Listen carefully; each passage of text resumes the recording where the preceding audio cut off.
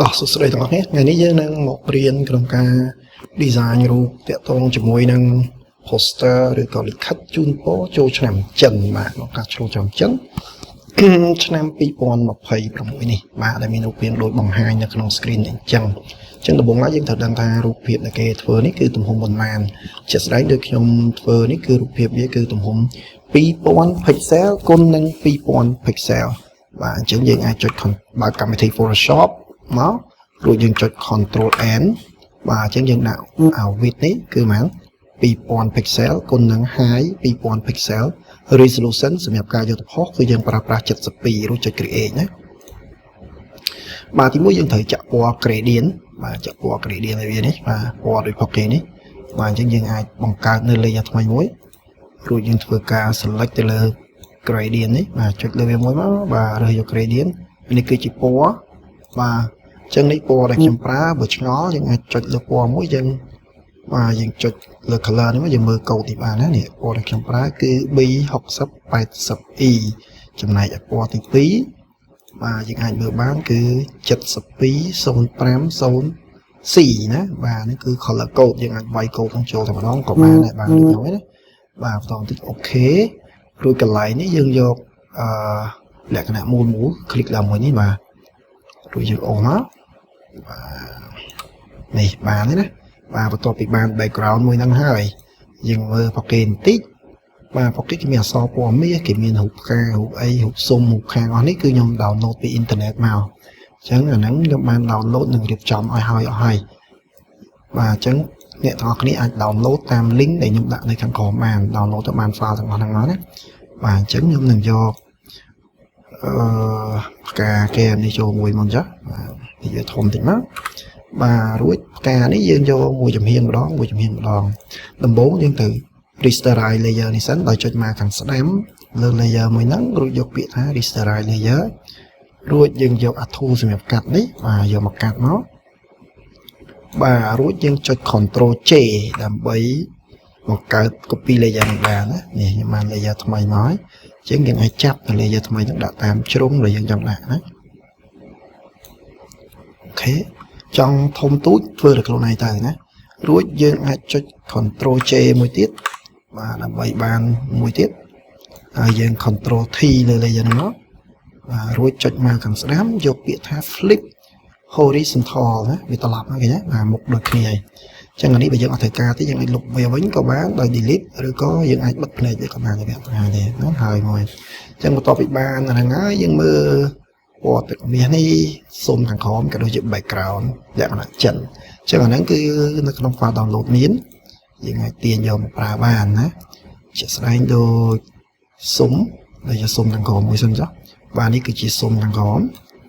អញ្ចឹងយើងកាត់យកតែជ្រុងទេអញ្ចឹងជាក់ស្ដែងនៅក្នុងនេះខ្ញុំយកតែជ្រុងតិចទេយកធូរកាត់លើកមុនហ្នឹងរួចចុច Ctrl J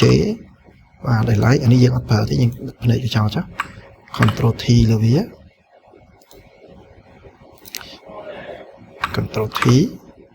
បាទរួចយើងធ្វើការត្រឡប់វាទៅសេចិត្តណាបាទចង់ត្រឡប់មិនក៏ត្រឡប់បានដែរនេះអំបិលចេះក៏បានដែរ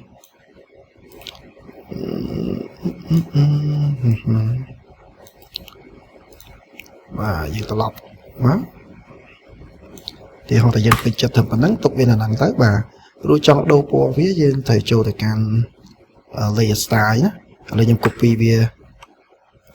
ហើយយើងមកមើល layer style យ៉ាងនេះដោយសារយើងមានស្រាប់ហើយអញ្ចឹងខ្ញុំអាច copy layer style ពីនេះយកតែម្ដងមកស្ដាំយកពាក្យថា copy layer style បាទចុចមកស្ដាំយកពាក្យថា copy layer style រួចខ្ញុំមក pass លើ layer style ដែលខ្ញុំបានធ្វើនេះណាយកពាក្យថា paste layer style នេះ layer style មកណាពណ៌ទឹកមាសអញ្ចឹងបើយើងចង់ដឹងថាពណ៌ទឹកមាសគេធ្វើយ៉ាងម៉េចយើងចុចលើវានេះគេយក gradient បាទនេះពណ៌គេនេះ color code បាទយើងមើល color code គេនេះ color code ទី1វាមាន4ណានេះ color code ទី2 color code ទី3និង color code ទី4ណាអញ្ចឹងអានឹងមាន4ហ្នឹងបន្តមកទៀតយើង Ctrl J លើ layer កែងហ្នឹងមកដើម្បីបង្កើតវាបាន2អូសវាមកខាងនេះបាទចុច Ctrl T រួច mouse ស្ដាំយកពាក្យថា flip horizontal នេះហ៎ហើយបាទរួចរាល់ណាអញ្ចឹងបន្ទាប់ពីបានកែងហ្នឹងហើយនៅ background ម្ដង background មានរូបសេះមានរូបអីហ្នឹងគឺមានស្រាប់ហើយណាពិបាកទេ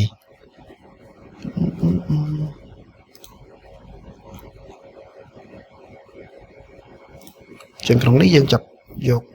background មួយនេះបាទទាញបញ្ចូលក្នុងយើងទៀតនេះគឺយើងចង់បានឈុំហ្នឹងណាយើងពង្រីកវាធំរួច enter ចាប់វាមកខាងក្រោមបាទចាប់វាមកខាងក្រោមមកបាទរួចយើងយកពាក្យថា screen ណា screen នេះ screen lighter ឬក៏ screen ណាលើយកមួយណាដែលយើងមើលទៅតំណងអូនេះ soft line តំណងបាទរួចយើងអាចបន្ថយនៅ opacity នេះថយតិចទៅឲ្យវាកុំឲ្យវាច្បាស់ 100% វិញបាទប៉ុណ្ណឹងមកយើងពេញចិត្តតែប៉ុណ្ណឹងអូខេចំពោះនេះចាប់វាដល់កែងមកgood បាទរួចអក្សរបាទអក្សរដោយសារខ្ញុំខ្ជិលសរសេរខ្ញុំ copy យកពីនេះត្មងទៅបាទយកមកដាក់មកនេះនៅកណ្ដាលណាបាទដើម្បីចង់បានកណ្ដាលយើងអាចចុចលើ view យកពាក្យថា ruler រួចចាប់អានេះមកកណ្ដាលបាទចាប់យើងចាប់រេនៅហ្នឹងវាលោតអូតូមកកណ្ដាលហ្នឹងណា control T នេះឃើញនៅកណ្ដាលហើយអក្សរនេះចង់ដឹងថាខ្ញុំប្រើប្រាស់អក្សរ font ប្រភេទអីយើងចុចពីរដងលើ T មកឈ្មោះ font ដែលខ្ញុំប្រើគឺនៅលើនេះណានេះ ai កម្ពុជា 001 នេះណានេះអាចប្រើតាមខ្ញុំបានហើយចំពោះ layer style គឺខ្ញុំប្រើពី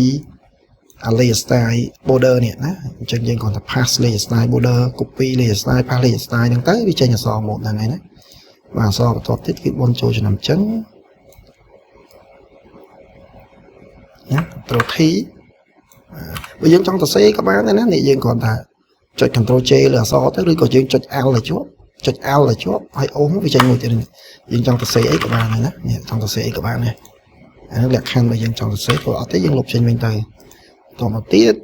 យើងយកអក្សរអង់គ្លេសដែលសារមានហើយទៅខ្ញុំអត់សរសេរបាទនេះចង់នៅកណ្ដាល control T បាទកន្លែងនេះអានេះក៏សរសេរហើយដែរខ្ញុំ copy មកតែម្ដងទីខ្ញុំដាក់មក control T ទៀត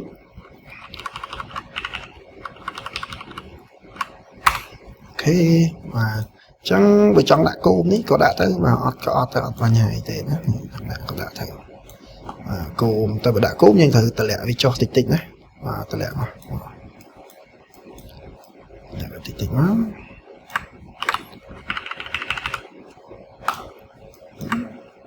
រុញញទៅលើវិញរុញញទៅលើបាទរួចដូចជាខ្លះ2026នេះបាទ copy យកមក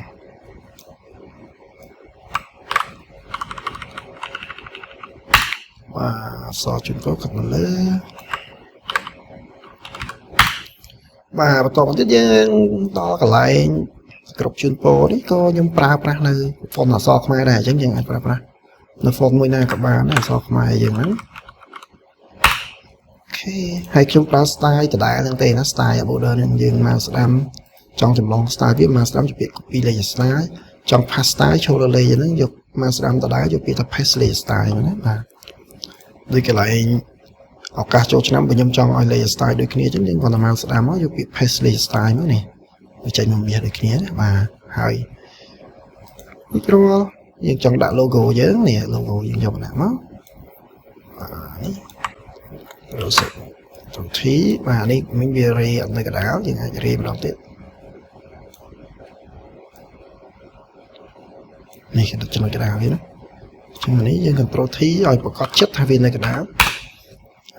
រួចរាល់បាននៅกระดาษឬក៏លិខិតជូនពរជាភាសាខ្មែរដែលប្រើប្រាស់ style ចិនណាខ្មែរតែយើងប្រើ style ចិនអូខេហើយចំពោះរូបសេះខ្ញុំ download ហើយខ្ញុំនឹងដាក់នៅណាទេចាំតិចរូបសេះអូនេះរកឃើញហើយទាញរូបសេះខ្ញុំដាក់មួយមកបាទរូបសេះដាក់ធំមកធំនៅកណ្ដាលបាទ enter វាមកវាបាំងហើយណាអញ្ចឹងដើម្បីកុំឲ្យវាបាំងយើងទាញវាមកខាងក្រោមគេមកបាទដើម្បីឲ្យវានៅខាងក្រោយ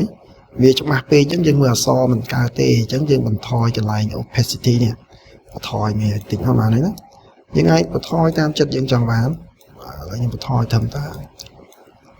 13